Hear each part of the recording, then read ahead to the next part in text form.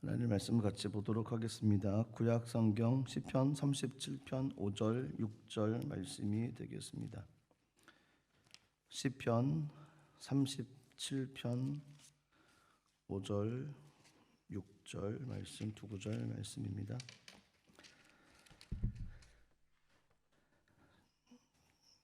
시편 37편 5절 6절 구약 성경 828페이지에 있습니다.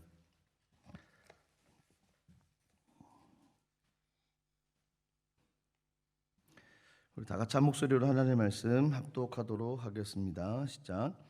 내 길을 야훼께 맡기라. 그리하면 그가 이루시고 내 의를 빛같이 나타내시며 내 공의를 정의의 빛같이 하시리로다. 아멘. 잠시 기도하겠습니다. 하나님 감사합니다. 말씀 앞에 서서 주의 말씀을 마음에 새기고 또 말씀을 신뢰하며 저희들의 삶을 살아갈 수 있도록 은혜 주옵소서. 늘 입술로 고백하며 나가는 삶이 되게 하시고 늘 삶과 환경을 다스려 나갈 수 있도록 도와주옵소서.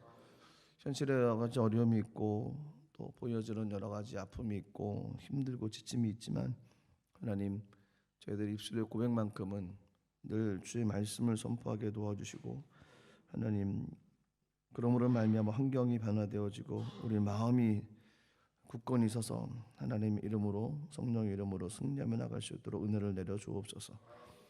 이 시간도 주님께 함께 하심을 믿고 감사드리며 예수님의 이름으로 기도드리옵나이다. 아멘. 오늘의 말씀을 중심으로 맡기라 의지하라 라는 제목으로 같이 말씀을 나누도록 하겠습니다. 옛날에 한국에 오셨던 선교사님이 시골을 방문을 했답니다. 시골을 방문할 때 찝차라고 그러죠. 찝차. 어떻게 설명하죠? 찝차를 타고서 그 선교사님이 가셨답니다.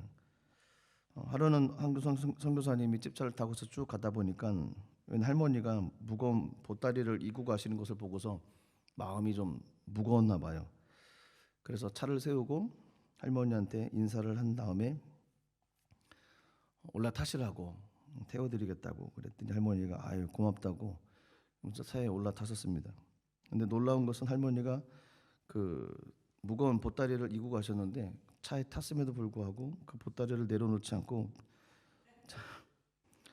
머리에 이고 계셨던 거였습니다. 그래서 선교사님이 물어봤습니다. 아 할머니 이거 내려놓으세요. 이렇게 힘들게 보따리를 이고 계십니까? 그랬더니 할머니 하시는 얘기가 아니 무슨 말씀이냐고 나를 차에 태워준 것도 감사한데 보따리까지 내려놓으면 그게 말이 되냐고. 웃지 않으시는 분들은 왜 웃지 않으십니까? 이 할머니로서는 굉장히 미안해서 차에 내려놓으면 차가 무거울까 봐 본인만 타시고 이고 계셨던 거였습니다. 신앙생활에 이해가 갔다는 얘기들을 많이들 하시더라고요. 저희가 예수님과 함께 탔습니다. 그런데 보따리는 저희가 짊어지고 가는 거죠. 그래서 오늘 5절 6절 말씀 보시니까 내 길을 야훼께 맡기라. 그를 의지하면 그가 이루시고 내 의를 빛같이 나타내시며 내 공의를 정오의 빛같이 하시리로다. 맡기라 이렇게 얘기를 하십니다. 내 길을 야훼께 맡기라. 그를 의지하라. 그럼 그가 이루신다 이런 거였습니다. 맡기지 못하면 하나님께 주신 은혜를 누리지 못한다는 거죠. 독일에 와서 수영장을 가는데 힘들었습니다. 제 몸이 물에 뜰 것인가 가라앉을 것인가 저도 잘 몰랐지만 점점 가라앉고 있는 제 모습을 보고서 야 이거 참 쉽지 않구나. 더 놀라운 것은 저보다 몸이 2배 많은 대신 어떤 독일 할머니 분들은 별로 손을 제가 하는 횟수보다 3분의 1을 움직이고 저는 바쁘게 움직여야 떠 있는데 그분들은 이런데 가시는데 안 가라앉았습니다. 그래서 비결이 뭔가 치즈를 많이 먹어야 되나 빵을 많이 먹어야 되나. 더 놀라운 것은 이야기를 하고 계시는 거예요. 저로서는 충격이었습니다. 두 여자신 분이 싱글싱글 한참 가시더니 찍고 반대로 오시더니 또 찍고 또 가시는데 줄어들지를 않는 거예요. 그리고 계속 왔다 갔다 하시는 모습을 보고서 어떻게 하면 저렇게 될 수 있을까? 다 그러죠. 몸에 힘을 빼라고. 저도 빼고 싶어요. 저도 몸에 힘을 빼고 물에 뜨고 저도 그렇게 다니고 싶어요. 그 독일 할머니들처럼 밥 먹었어? 저도 이러고 가고 싶어요. 한번 해보려고 하다가 주여 얼른 가라앉더라고요. 그래서 이거는 안 되나 보다. 맡긴다는 거 쉽지 않은 것 같습니다. 예, 물에 맡기면 물에 뜨고 이제 수영하기에 어렵지 않을 것 같은데 맡기라. 5절에 보니까 내 길을 야훼께 맡기라. 내 길을 야훼께 맡기라. 길을 맡기라는 것은 앞으로 돼야 될 일들에 대해서 맡기라는 것이겠죠. 저희가 그냥 받아들이면 되는 문제입니다. 앞으로 있는 모든 것에 대해서 맡기라. 일들을 맡겨라. 나갈 길을 맡겨라. 방향을 맡겨라. 하여튼 모든 것들이 포함이 되겠죠. 길이라고 하는 단어 가운데. 2차 세계 대전이 발발할 때 당시 영국 국민들이 불안한 미래에 대해서 공포하고 불안 가운데 쌓여 있었답니다. 그 당시 수상이었던 그 처칠이 영국 그 교회에 요청을 했답니다. 한날 1시가 되면 전국에서 종을 치라는 겁니다. 온 그 나라가 종을 쳐야 된다는 거였습니다. 그리고 그 날의 종의 의미는 희망의 종이라고 얘기를 하며 그 종이 울려졌을 때 한 목사님을 통해서 전국에 이제 설교 방송이 나가기 시작을 했답니다. 그 내용은 이런 거였습니다. 대영제국 국민 여러분, 잠시 후 이 땅의 모든 교회에서 종이 울릴 것입니다. 종소리를 듣거든 모두 교회로 나가십시오. 나아갑시다. 그리고 역사의 주인이 되시는 전능하신 하나님만 바라봅시다. 지금이야말로 하나님의 인도하심을 받을 때입니다. 그러니까 종일 치고 설교 방송에 나갈 때 이런 내용들이 나갔다는 겁니다. 전쟁이 일어날 때 모든 국민들이 하나님을 의지하며 교회로 가서 이제 기도를 하기 시작을 했다는 겁니다. 상대국이었던 독일군은 이제 한 인물로 인해서 전쟁이 시작되어지고 전쟁에 반대하는 목회자들을 다 잡아다가 체포하고 구금을 시켰다는 겁니다. 이렇게 해서 이제 2차 세계 대전이 시작되어졌을 때 같은 전쟁이었지만 모든 길을 하나님께서 인도하신다고 맡기는 나라가 있었고, 반대로는 한 사람이 만들어 가겠다라고 그래서 전쟁을 일으키며 나가는 그 한 나라가 있었습니다. 결과는 연합군의 승리로 끝났던 거죠. 인생의 길을 누구에게 맡길 것인가? 인생의 길이 누구에게 있는 것인가? 내 자신이나 사람에게 있을 것인가? 아니면 하나님께 있는 것인가? 저희는 답을 알고 있습니다. 인생의 길은 사람에게 속한 것이 아니라 하나님께 있다는 것입니다. 사람이 아무리 길을 잘 열어간다 할지라도 하나님께서 열어주시지 않으면 열리지가 않습니다. 참 늘 막히는 것이 반복되어지는 사람들도 있습니다. 근데 참 희한한 것은 하나님께서 열어주시면 닫을 자가 없다는 거죠. 그래서 하나님께서 열어주시는 것을 의지하며 나가는 것이 저희 삶 가운데 가장 필요합니다. 그런데 이 진리와 이 사실을 알고 있음에도 불구하고 많은 사람들이 내가 스스로 자신의 길을 열어가려고 한다는 거였습니다. 내 생각으로 인해서 열어가려고 그러고 내 뜻을 결정을 가지고 열어가려고 하는 모습들이 많습니다. 그걸 가리켜서 이제 인본주의라고 얘기를 할 수 있습니다. 모든 역사의 주인이 인간 중심이다. 인간 중심의 삶을 살아가야 된다라는 거였습니다.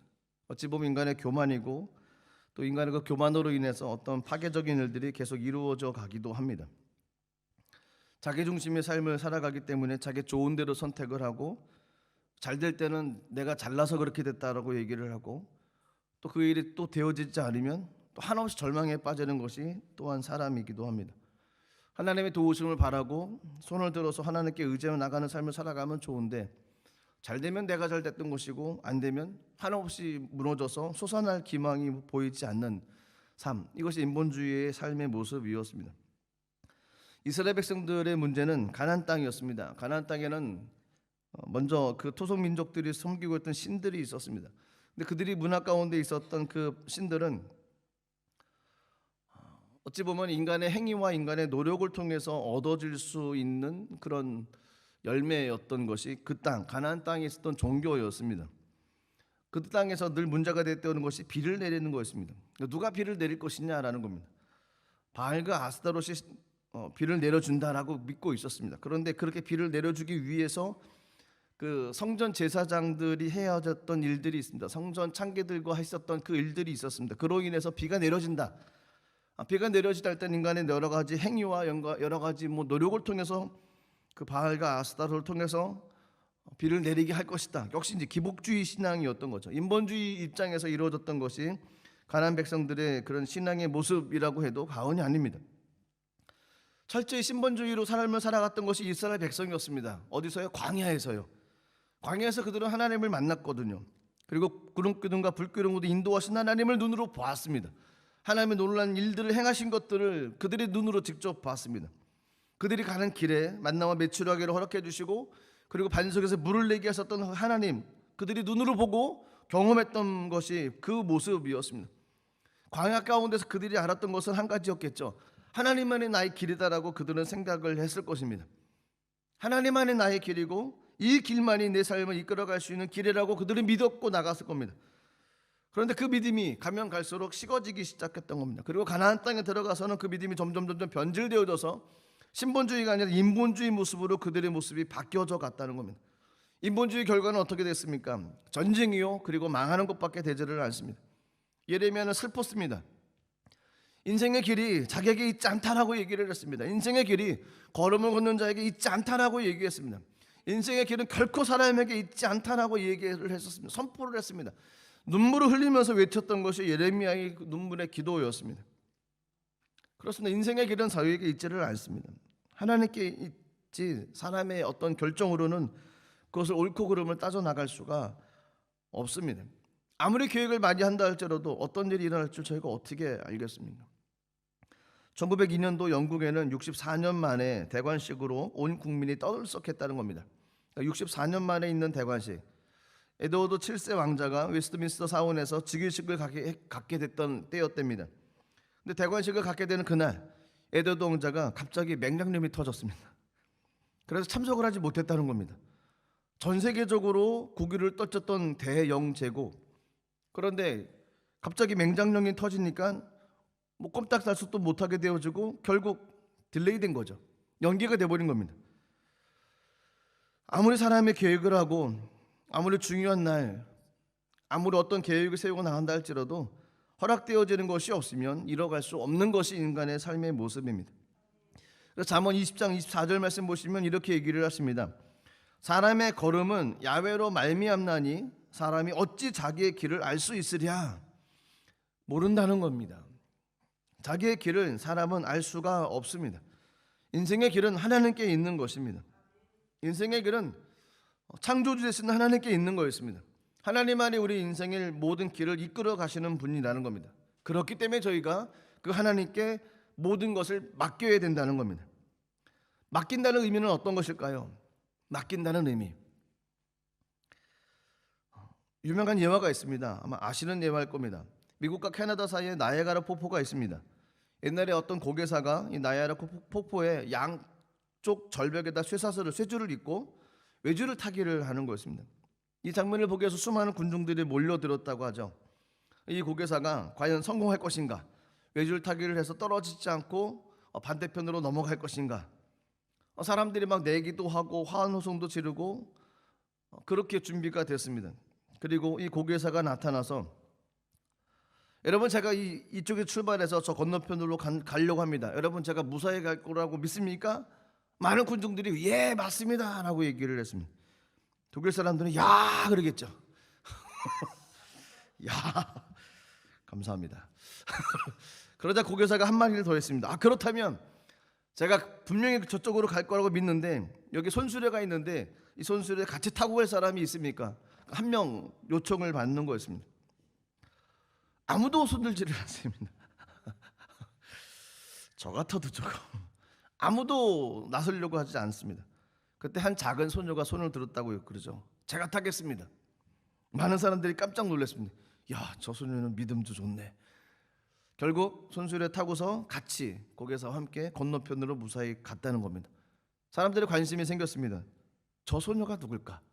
물어봤답니다. 누구였죠? 딸이었습니다. 너 어떻게 믿고 어떻게 그런 용기가 있었니? 물어보니까 우리 아빠예요. 예. 맡기는 건 믿는다는 겁니다. 우리 아빠예요. 우리 아버지세요.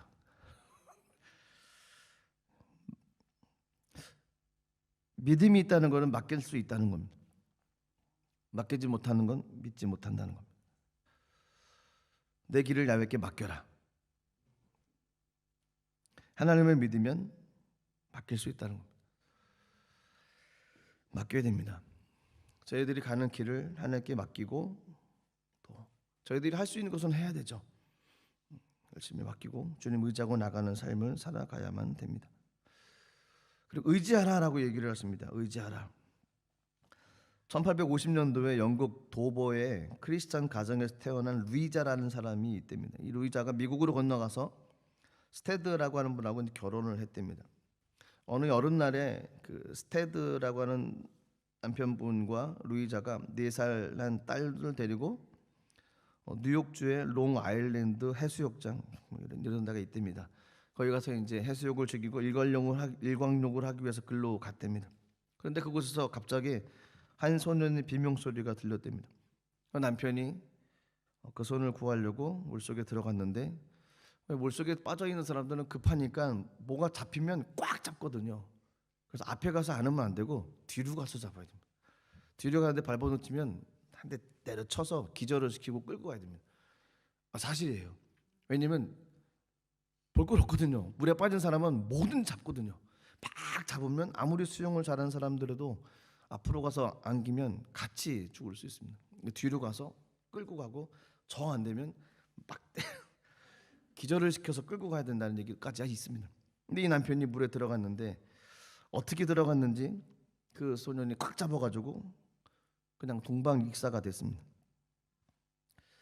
이 루이자라는 남편을 세상을 떠내버렸습니다. 너무너무 속상하죠. 일주일 동안 식음을 전폐하고 너무너무 힘들었습니다. 하나님께 울부짖었고 그때 찬송시를 하나 썼습니다. 그 찬송시가 오늘 저희가 불렀던 542장의 찬양입니다. 구주에서 의지함이 심히 기쁜 일일세 허락하심 받았으니 아주 의심하주 없도다. 구주에서 의지함이 심히 기쁜 일일세. 그 후에 이 루이자는 딸을 데리고 남아프리카에 선교사로 떠나듭니다. 그곳에서 또 다른 분을 만나고 재혼을 하고 미국으로 돌아왔는데 다시 아프리카로 파송돼서 1917년 아프리카의 남부 로디지아에서 세상을 떠날 때까지 그곳에서 그곳 사람들과 함께 삶을 살았다는 거였습니다. 남편을 세상을 떠나고 나서 의지할 곳이 아무것도 없었답니다. 남편을 떠내보내고 그녀는 하나님밖에 없음을 깨닫게 되어지고 결국 그가 깨달았던 것은 남편이 자신의 의지 대상이 아니었던 것을 알고 구주 예수가 예수님이 자신의 영원한 의지의 대상인 것을 깨닫게 됐다라는 겁니다. 의지할 분은 하나님이라는 겁니다. 그렇습니다. 세상에 의지할 분은 하나님밖에 없습니다. 저희들도 하나님밖에 없습니다. 삼위일체한 하나님을 알아가게 되어지면 그분을 더욱더 의지하고 나갈 수가 있죠. 의지한다는 것 어떻게 보면 기댄다는 거기도 합니다.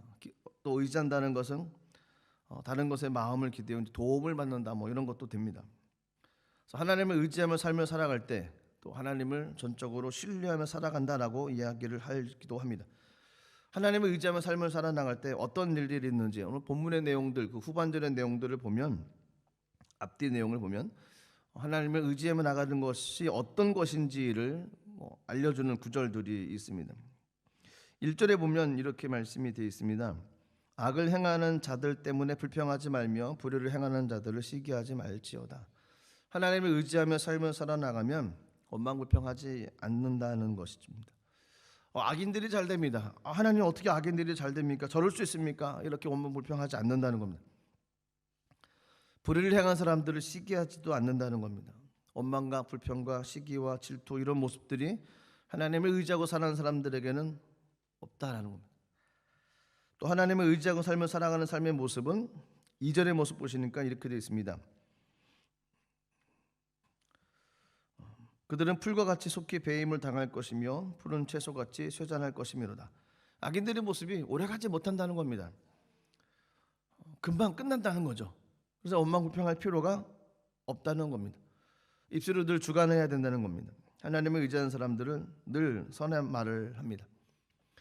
이번에 부활절 성에 가서 그 진우철 목사님이 그 LA 교회에서 만나는 분들한테 이렇게 만나면 인사가 있다고 그러잖아요. 이렇게 푹 찌르면서 하나님은 문제보다 크십니다. 하나님은 대적보다 크십니다. 이걸 해야 된다고 그러면서 하시라고. 그리고 다음 예배 때 오셔가지고 검사를 하셨어요. 하셨습니까? 아니는데요. 그래서 그 자리에서 바로 하셨습니다. 하나님은 입술의 고백이 되게 중요합니다. 그 찬양을 부르면 부를수록 힘이 나지 않습니까? 예, 힘이 납니다.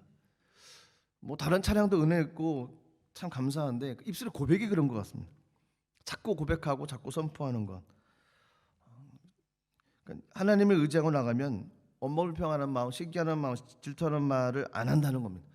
그리고 하나님을 더욱더 의지하고 신뢰하며 나간다는 거죠. 또 하나님을 의지하면 선을 행하여 나갈 수 있다라고 얘기를 합니다. 선을 행하며 나갈 수 있다. 하나님께서 이루실 일들을 바라볼 수 있으니까 선을 행할 수 있습니다. 뭐 좌절도 올 수 있고 또 절망도 올 수도 있습니다. 그럼에도 불구하고 하나님을 의지하고 나가기 때문에 하나님께서 갚아주실 것이라는 믿음이 생긴다는 겁니다. 그래서 어떤 일들을 통해서 좌절의 마음 때문에 넘어지거나 쓰러지는 마음이 있지 않게 된다는 겁니다. 의지하기 때문에 시험의 순간이 다가오지만 이것으로 넘어지지 않고 더 하나님을 의지하며 나갈 수 있게 된다는 겁니다. 오히려 선을 행할 수 있다라고 이야기를 하는 겁니다. 또 하나님을 의지하며 나가면 세상 것들을 통해서 만족을 얻으려고 하지 않습니다. 하나님을 의지하면 세상에서 만족을 얻는 것보다 하나님 주신 은혜를 얻으려고 하죠. 하나님 주신 것을 얻으려고 하죠. 하나님이 또 주십니다. 4절 말씀 보시면 이렇게 되어 있습니다. 또 야훼를 기뻐하라. 그가 내 마음의 소원을 내게 이루어 주시리로다. 하나님을 의지하고 맡겨 나가는 사람에게는 하나님을 기뻐할 수 있습니다. 행하실 일들을 기대하기 때문에 환경과 어떤 자신의 처지를 바라보면 슬픔과 낙심이 분명히 옵니다. 그런데 하나님께 고정하면 어떤 상황에서도 기뻐할 수 있게 되어지고 그 기쁨은 역경과 환난을 이겨낼 수 있는 힘을 허락해 줄 수 있다는 겁니다. 그래서 야훼를 기뻐하는 것이 내게 힘이다 라고 느헤미야가 얘기했던 것처럼 하나님을 기뻐하는 것이 힘이 될 수 있습니다. 하나님을 기뻐하면 하나님께서 우리의 소원을 응답해 주신다는 겁니다. 어떤 하나님께서 품게 하셨던 그 마음들을 주님께서 이루어 주신다는 겁니다. 불의한 것을 보면 볼수록, 억울한 일을 당하면 당할수록, 의롭게 살다가 핍박을 당하면 당할수록 하나님께 모든 것을 맡겨버리고 그것을 허락하심으로 또 성장시켜 주시는 그 하나님을 바라보며 더 기뻐할 수 있게 된다는 것입니다. 그러니까 세상에 감당하지 못하는 사람이 될 수 있다는 거죠. 세상은 어떤 환경을 통해서 어려움을 갖다 주고 넘어뜨리려고 하는데 환경에 영향을 받지 않고 하나님을 기뻐하는 삶을 살아간다는 겁니다. 하나님의 뜻이 이루어진다는 겁니다. 또 하나님을 의지하고 나가는 사람에게는 인내심을 갖고 또 기다릴 수 있게 됩니다. 7절 말씀 보시면 성경이 이렇게 얘기하십니다. 야훼 앞에 잠잠하고 참고 기다리라. 자기 길이 형통하며 악한 꾀를 이루는 자 때문에 불평하지 말지어다. 힘들고 어려운 것 중에 하나가 기다리는 것입니다. 인내하는 것입니다. 저희는 알고 있습니다. 그 기다림에 때가 있다는 것, 인내할 때가 있다는 것, 참고 나가야 될 그 순간이 있다는 겁니다. 참고 기다리고 나가면 하나님께 주셨던 은혜대로 그 일들이 이루어지게 하신다는 것을 알 수 있습니다. 요셉을 보십시오. 요셉은 인생의 삶이 참 어려웠지 않습니까? 어려웠다 그렇게 어려운 사람은 없습니다. 정말 억울해도 그렇게 억울한 사람이 없습니다. 한이 많아도 그렇게 많은 사람은 없습니다. 어찌 그 한 사람의 인생에 그렇게 꼬여갈 수 있겠습니까? 그 정도 되어지면 그 한 사람의 인격은 거의 무너질 수밖에 없습니다. 그 마음속에서는 선함이라고는 눈에 보일 수도 없습니다. 오히려 독만 나오죠. 악만 나올 수밖에 없습니다. 근데 희한한 것은 그의 삶의 모습을 보면 어찌 이 사람이 그런 얘기를 할 수 있었는지, 형들을 앞에 놓고서 하나님께서 먼저 나를 여기다 보내셨다, 이런 얘기를 어떻게 할 수 있겠습니까? 흔히 말해서 악에 바쳐서 넌 잘됐다, 니는 끝이다, 이렇게 할 수 있는 것이 요셉 아니겠습니까? 근데 그렇게 될 수 있었던 것은, 그가 그렇게 변화되지 않고 오히려 하나님께서 하셨다고 고백할 수 있었던 것은 하나님께서 그에게 주셨던 꿈이 있었고 그가 그 꿈을 기다렸고 꿈을 붙잡고 힘들고 어려울 때마다 그 꿈을 묵상했기 때문에 그렇다는 거였습니다. 하나님께 주셨던 아무것도 어떤 것이 없었으면 한 사람의 인생이 어떻게 이렇게 선하게 바뀔 수가 있겠습니까? 약속이 있었기 때문에 그가 인내할 수 있었고 의지할 수 있었고 하나님을 바라볼 수 있었고 참고 기다릴 수 있었던 것입니다. 그래서 저희들에게 중요하고 필요한 것이 내게 주신 하나님의 약속을 붙잡는 겁니다. 내게 주신 약속이 없으면 인내하기가 어렵습니다.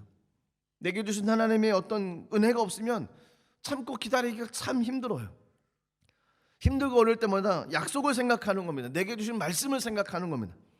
내게 주셨던 하나님의 그 은총의 말씀을 기억하는 거였습니다. 그러면 이길 수 있습니다. 버틸 수 있다는 겁니다. 그럼 하나님의 때가 되면 하나님께서 이루어 주시겠죠. 요셉만큼이나 힘들고 어려운 삶을 살았던 사람이 다윗 아니겠습니까? 장인 어른이 자기를 죽이려고 합니다. 아들이 반역을 합니다. 신하가 반역을 합니다. 모든 사람들이 자신을 반역합니다. 나를 죽이려고 합니다. 도망다닙니다. 무슨 죄를 졌길래? 이 정도 되면 역시 요셉처럼 인격 파탄자가 되든지 아니면 인격에 어떤 독이 올라오든지 정신적인 문제가 생기든지 그렇지 않겠습니까?